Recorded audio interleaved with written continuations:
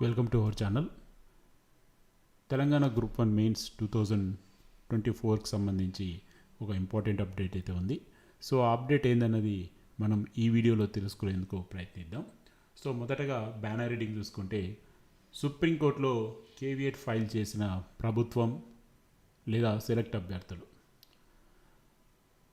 So మీ అందరికీ తెలుసు, నిన్న అనగా ఫిబ్రవరి 5వ తేదీన గౌరవ తెలంగాణ హైకోర్టు డివిజన్ బెంచ్ ఒక సంచలనమైన తీర్పు ఇవ్వడం జరిగింది.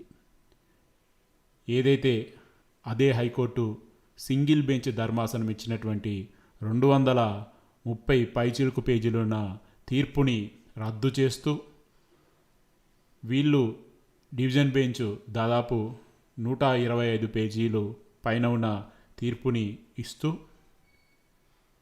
ఏదైతే సెలెక్ట్ కాని అభ్యర్థులు ఉన్నారో వారి యొక్క ఆరోపణలు ఊహాజనితం, వారి ఆరోపణలకి సరైన ఆధారాలు లేవు, ఊహాజనితంతో జడ్జిమెంట్ ఇవ్వడం సరికాదు, గతంలో ఇచ్చినటువంటి జడ్జి సరిగా అర్థం చేసుకోలేదు అనే కొన్ని పదాలతోటి 125 పైచిలుకు పేజీలతోటి వీళ్ళు తీర్పు ఇవ్వడం జరిగింది. సో ఆ తీర్పు ఇచ్చిన 24 గంటల్లో అటు సెలెక్ట్ అయిన అభ్యర్థులు లేదా ప్రభుత్వం సుప్రీంకోర్టులో కేవియట్ ఫైల్ చేసింది.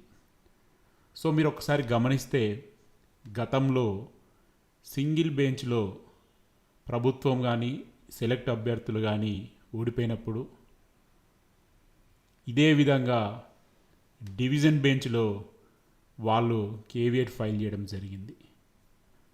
ఇప్పుడు డివిజన్ బెంచ్లో ప్రభుత్వం సెలెక్ట్ అభ్యర్థులు విజయం సాధించిన మళ్ళీ వాళ్ళే 24 గంటల్లోపు సుప్రీంకోర్టులో కూడా కేవియట్ ఫైల్ చేయడం జరిగింది. సో దీన్ని బట్టి ప్రభుత్వం లేదా సెలెక్ట్ అభ్యర్థులు తెలంగాణ గ్రూప్ 1 మెయిన్స్ 2024ని చాలా ప్రతిష్టాత్మకంగా తీసుకున్నట్టుగా కనబడుతుంది. సో మరి చూడాలి, రానున్న రోజుల్లో సుప్రీంకోర్టులో తెలంగాణ గ్రూప్ 1 మెయిన్స్ 2024 మీద ఎటువంటి వాదనలు జరగబోతున్నాయని. సో ఒక్కసారి మనం కేవియట్ ఫైల్ ఎన్ని కేసులు ఫైల్ అయ్యాయి ఏందన్నది ఈ వీడియోలో తెలుసుకునేందుకు మనం ప్రయత్నిద్దాం. సో ఇక టాపిక్లో చూసుకుంటే, మీరు స్క్రీన్ మీద చూడొచ్చు, ఇది కంప్లీట్గా ఓపెన్ యాక్సెస్ డేటా, ఎవరైనా కానీ గౌరవ సుప్రీంకోర్టు వెబ్సైట్ నుంచి చూడొచ్చు. సో ఇక్కడ మీరు చూడండి, సీరియల్ నెంబర్ ఇక్కడ సుప్రీంకోర్ట్ ఆఫ్ ఇండియా.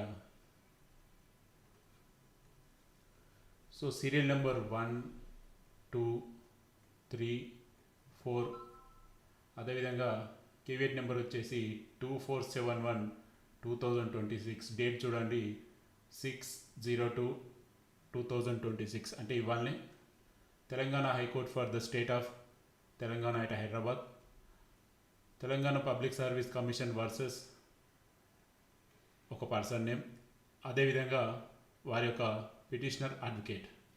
అదేవిధంగా రెండో కేసు వచ్చేసి serial number 2, caveat number filing date వచ్చేసి కేవియట్ నెంబర్ వచ్చి 2472/2026, ఫైలింగ్ డేట్ వచ్చేసి 6/2/2026.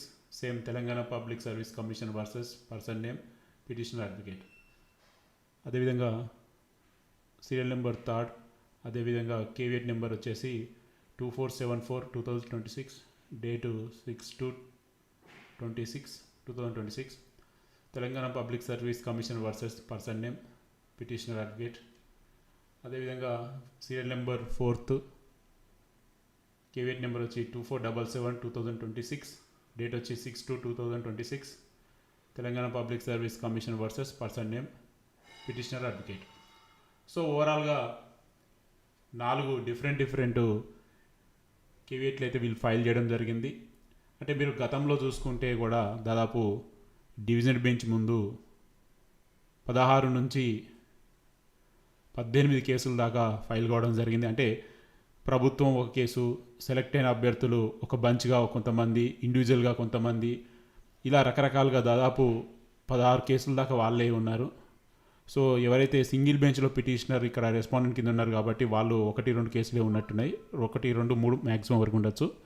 సో ఓవరాల్గా చూసుకుంటే దాదాపు అటు ప్రభుత్వం కానీ ఇటు సెలెక్టివ్ క్యాండిడేట్స్ అందరూ కలిపేసి డివిజన్ బెంచ్లో 16-17 కేసులు ఉంటే సుప్రీంకోర్టులో దాదాపు 4 అయితే ఫైల్ చేయడం జరిగింది. మరి రానున్న రోజుల్లో ఆ 16 కేసులు కూడా ఇక్కడ 16 మంది కేవీఎట్ ఫైల్ చేస్తారా, లేకపోతే 4తోటే కంటిన్యూ అవుతారా, లేకపోతే మధ్యలో ఇంప్లీడ్ అవుతారా కేసు వాదనలు కనుక జరుగుతాయి. సో ఓవరాల్గా మరి చూడాలి ఏం జరుగుతుందన్నది. సో ఒక్కసారి వీళ్ళు ఎవరైతే డివిజన్ బెంచ్లో ఓడిపోయారో, గతంలో సింగిల్ బెంచ్లో గెలిచారో వాళ్ళు ఒక్కసారి ఇక్కడ సుప్రీంకోర్టులో కనుక కేసు ఫైల్ చేస్తే అప్పుడు ఇమీడియట్లీగా కేసు వాదనలు ప్రారంభమయ్యే అవకాశం ఉంటుంది. సో కేవీఎట్ వేయడం వల్ల మీ అందరికీ తెలిసిందే దాని ఉద్దేశం.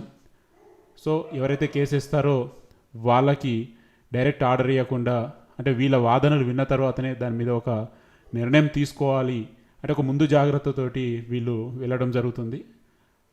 ఒకవేళ కేవీఎట్ లేకపోతే డైరెక్టు ఎవరైతే పిటిషనర్ వేస్తారో వాళ్ళ వాదనలు విని వాళ్ళకి అనుకూలంగా స్టే ఇవ్వడం కానీ, లేదా ఫర్దర్గా కేసుని ముందు తీసుకుపోవడం కానీ జరగచ్చు. సో ఎప్పుడైతే వీళ్ళు ఉంటారో వీళ్ళ వాదనలు అదే రోజు వీళ్ళు కూడా వినిపించేందుకు ఆస్కారం ఉంటుంది. ఒక రకంగా చెప్పాలంటే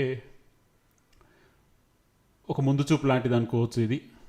సో గతంలో సింగిల్ బెంచ్ ధర్మాసనంలో ఎవరైతే నష్టపోయిన స్టూడెంట్స్ ఉన్నారో వాళ్ళు విజయం సాధించినప్పుడు డివిజన్ బెంచ్లో వాళ్ళు ముందుగా కేవీఎట్ ఫైల్ చేయలేదు. అక్కడ ఎవరైతే ఓడిపోయి ఉన్నారో ఇప్పుడు పర్సన్స్ ఎవరైతే ఉన్నారో వాళ్ళే అప్పుడు, అది ప్రభుత్వమే కానివ్వండి ఎవరైనా కానివ్వండి, వాళ్ళు కేవీఎట్ ఫైల్ చేసి ముందుకు రావడం జరిగింది. సో ఓవరాల్గా వీళ్ళు ప్రభుత్వం చాలా ప్రతిష్టాత్మకంగా తీసుకున్నట్టుగా మనకి ఈ కేవీఎట్ ఫైల్ ద్వారా తెలుస్తున్నది. ఎందుకంటే 24 గంటల్లో సుప్రీంకోర్టులో ఫైల్ చేయడం అంటే చాలా ప్లానింగ్తో ముందుకు వెళ్తున్నట్టే ఉంది. చూడాలి మరి రానున్న రోజుల్లో తెలంగాణ గ్రూప్ 1 సుప్రీంకోర్టులో ఏ విధంగా ముందుకు పోతుందని. సో ఒకటి మాత్రం మనందరం గుర్తుపెట్టుకోవచ్చు, ఎందుకంటే మోడరేషన్ మూల్యాంకన అనేది ఖచ్చితంగా సుప్రీంకోర్టులో చర్చ జరుగుతుందనే మనం భావించవచ్చు. ఎందుకంటే ఎన్నో రాష్ట్రాల నుంచి సుప్రీంకోర్టు చూస్తూ ఉంటుంది కాబట్టి దానికి ఒక ప్రాపర్ అర్థవంతమైనటువంటి చర్చ జరిగే అవకాశం ఉంటుందని మనం ఆశించవచ్చు. ఎందుకంటే వాళ్ళు ఎన్నో కేసెస్ ఎన్నో రాష్ట్రాలు చూస్తూ ఉంటారు కాబట్టి చూడాలి మరి అలా జరుగుతుందా, లేకపోతే గతంలో G29 మరికొన్ని కీ కేసులు చూసుకుంటే ఫస్ట్ హియరింగ్లోనే ధర్మాసనం అనాసక్తి చూపెట్టింది. మరి అట్లా జరుగుతుందా చూడాలి. ఎందుకంటే న్యాయ వ్యవస్థని అంచనా వేయడం అనేది అది ఎవరి వల్ల కాదు. సో ఇది ఫ్రెండ్స్, ప్రస్తుతానికి అయితే సుప్రీంకోర్టులో తెలంగాణ గ్రూప్ 1 వాదనలు మరికొన్ని రోజుల్లో జరిగే అవకాశం అయితే కనబడుతుంది.